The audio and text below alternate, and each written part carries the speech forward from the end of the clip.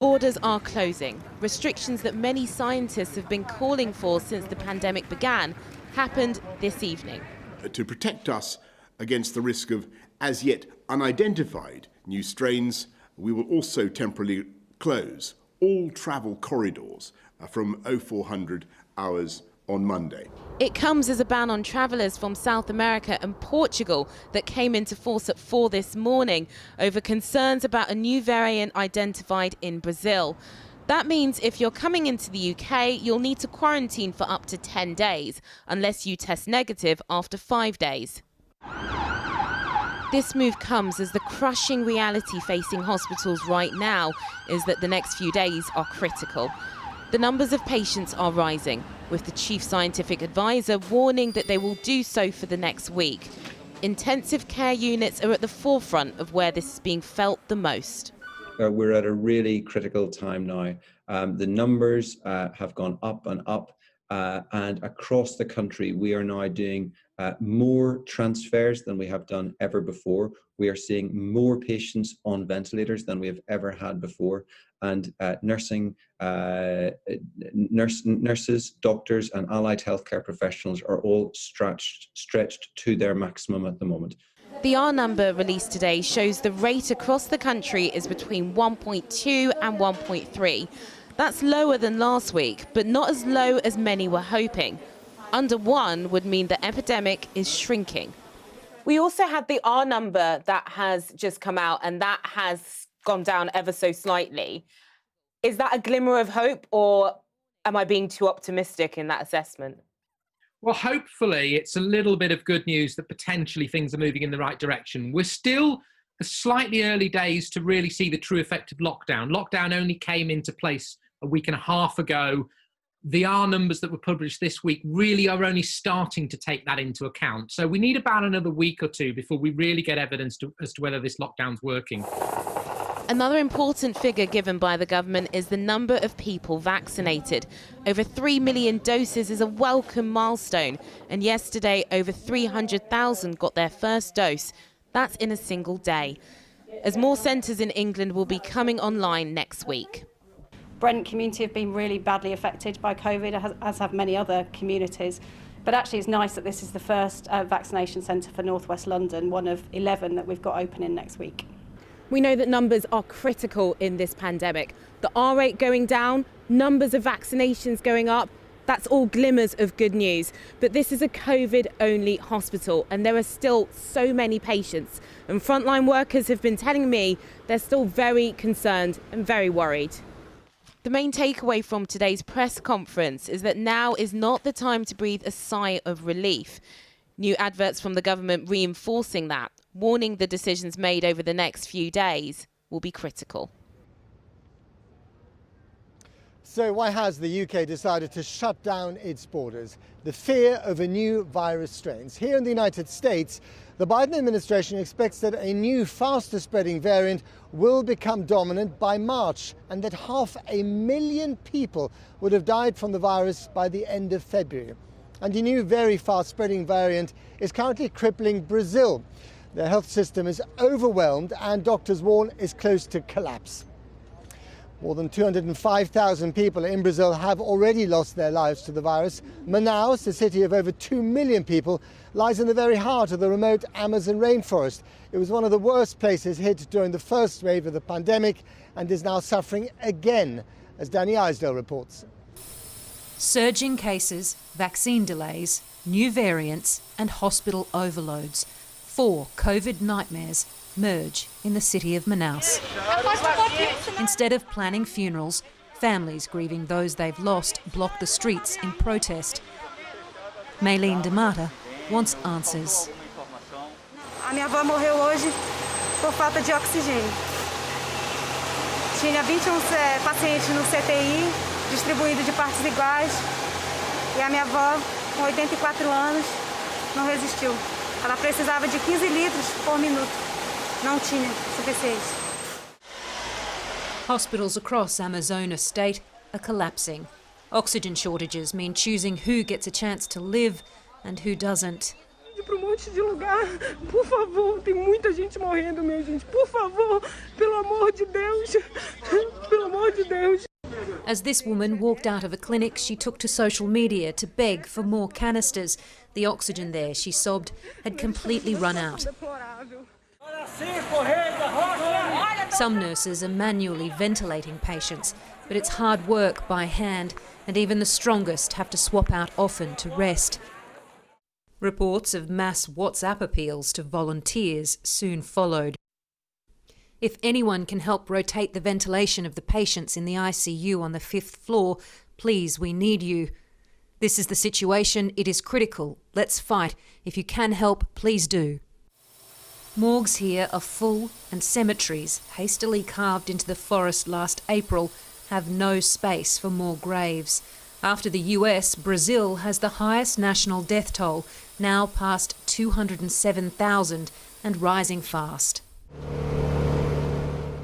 When Channel 4 News travelled to Amazonas last June, riverside Indigenous communities were rolling out testing programs and families isolating at home, days away by boat from medical help in the nearest city.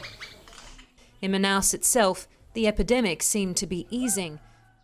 Churches were reopening, and the evangelists who support President Jair Bolsonaro were hoping he was right when he called the virus a little flu and that they were through the worst of it. It isn't. And they weren't. In Brazil's second wave, 2 new variants have been detected. One may be better at attaching to human cells, and so more infectious. The vaccine program here, due to begin in a matter of weeks, can't come soon enough, although yet again the president's tone belies the urgency of his country's situation. A vacina será de graça, obviamente, e, no que depender de nós, voluntária. Ninguém vai ser obrigado a tomar vacina. Você não quer tomar? Não pode. É um direito teu. Afinal de contas... As Manaus officials send out patients to other states for treatment, the army is sending in supplies. Oxygen, 2 planes worth, 18 tonnes. The Amazon rainforest may be the lungs of the earth, but its biggest city now desperately needs help to breathe. Danny Isdale reporting. Well, joining me now from Manaus is a hospital Dr Gabriella Malta, and although she's an obstetrics and gynecology specialist, she has been drafted in to help with the COVID emergency. Thank you very much for coming on the programme, Dr Malta. Give us some idea of how bad the situation is in Manaus. Thank you for having me. Well, we were already facing some difficulties because we don't have enough hospital beds or ICU beds for all the patients that were coming in.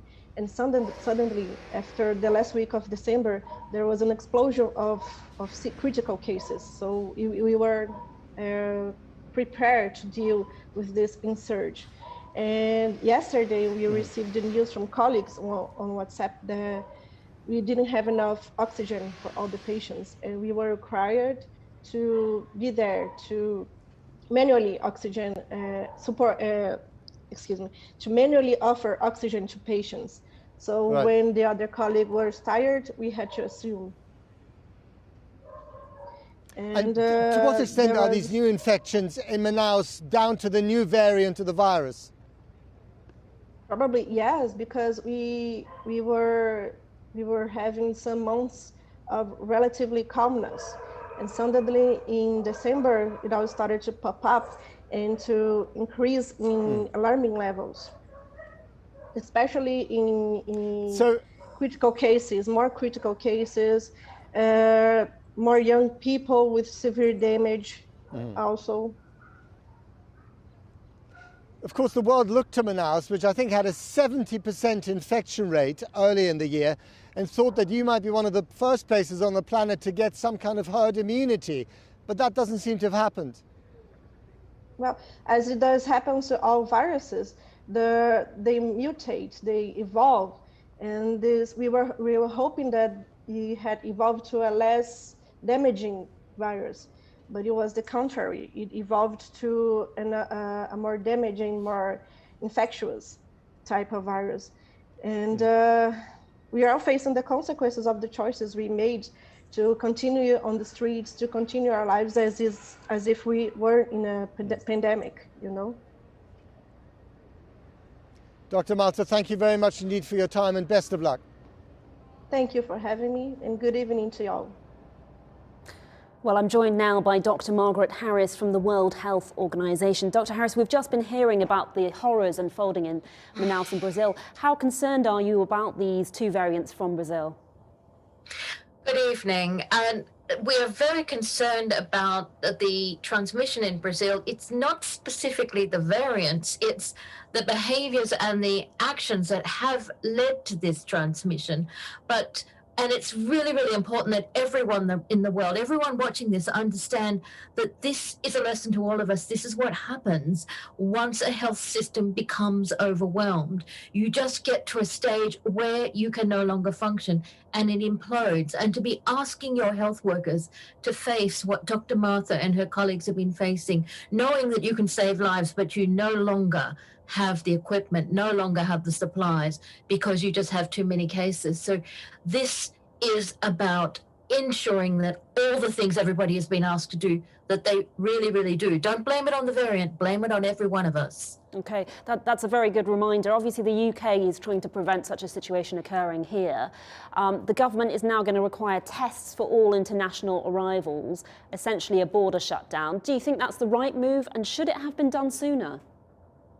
So we've just had a meeting of our emergency committee under the international health regulations, and the chairman said this is an area that they're looking at very much so, because again, this virus has taught us that we need to look at how we manage our borders, how we manage who comes in. Now, each country is doing it in their own way, and our guidance currently is that you do a risk assessment. So you look at where people are coming in from, what will help you to understand whether people are coming in with virus, and if so, how to stop that virus being transmitted further in the community, that, by being able to quarantine and isolate people. It does seem like the lesson, though, is that unless you stop COVID everywhere, you can't stop it anywhere. It is exactly what we have been saying, and this is why we set up the ACT Accelerate and the COVAX facility, so that the people most likely to be affected seriously, the people who are needing to go to hospital, the people who are so sick, there's so many of them that the hospitals run out of supplies, will get vaccinated first, but that must happen in every country. So that is why my Director General today made a really strong plea, and so did the Secretary General, Antonio Guterres, because sadly we have seen 2 million people die. And the plea is, let's vaccinate the high-risk groups everywhere at the same time. Don't grab all the vaccine. Ensure that the highest risk groups get vaccinated first. Okay. Your team has arrived in Wuhan. We know that China is insisting that coronavirus didn't originate in Wuhan. How confident are you that they'll be able to get a full understanding of what exactly happened? So the importance of this study is that it will give us more information about what the likely sources of the animal sources of this virus are. And that's very, very important for preparedness, for preventing any further spillovers, and also for future pandemics. But what they're going to do now is work with their counterparts. They're in quarantine, so they have to do this remotely, and look at how they've already done a lot of work together. And now they're sort of bringing it together and looking at what are the big questions that need to be answered and how are they going to answer those questions. Okay, a long way yet then. Dr. Margaret Harris, thank you so much for joining us. Well, now, Northern Ireland is facing a health crisis too, with the highest daily number of deaths since the pandemic began, prompting a new appeal from medical chiefs for people to stay at home. The ambulance service says it's struggling to cope, warning that calls will be prioritised and patients could face delays. Paul McNamara has been on the road with one ambulance crew in Belfast. The demand for emergency services is relentless.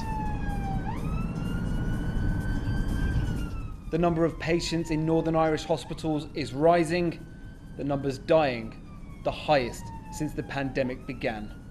History says? No, it doesn't mention. He has had other. Where's that? Oh, he's had other coronary problems. AF. 35? Quite young. At the sharp end is Jess and her partner. In just 1 week, the number of COVID patients in Northern Irish hospitals is up more than 40%. The number in intensive care up almost 50%. The number of calls for ambulances unending. Okay, it's the crew's third call out of the day, but it's only the first, which is non-COVID related. It's a 35-year-old man with chest pains. The first call today, respiratory problems. Second call today, respiratory problems, COVID positive. Coronavirus is putting extreme pressure on this ambulance service. But we spoke too soon. Accompanying the chest pains were breathing problems, a cough, and an immediate coronavirus test when he gets to hospital. This is Jess Willis in one of the rare moments she's not wearing PPE. She's a trainee technician and would be qualified now, but COVID has slowed things up, and there's no let-up in sight. This time I feel like the numbers have definitely went up, obviously over Christmas, but I think as well everyone's just exhausted now, and I think that's probably why this time seems a bit more harder on everyone, because we've just been doing it for so many months now. Her exhaustion compounded by the after effects of COVID, which she had herself 10 months ago. No, I would still get days where I feel quite short of breath from COVID. How hard does it make doing this job? Some days I would be tireder, but you just keep going. Just got to crack on. Yeah. The infection rate in Northern Ireland is now the lowest in the UK, but hospital admissions are still on the rise because of the lag.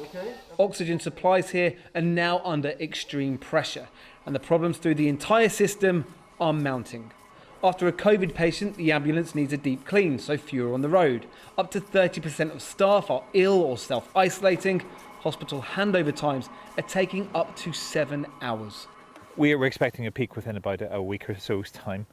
My concern is more for the hospitals as they become full of patients who are all requiring a lot of very intensive support, that they could become overwhelmed. We're scared to see what's going to happen next week, really, because we're just about coping at the moment. The fear is echoed by this respiratory consultant inside Belfast's main hospital for COVID patients. His other fear, providing treatment for other illnesses like cancer.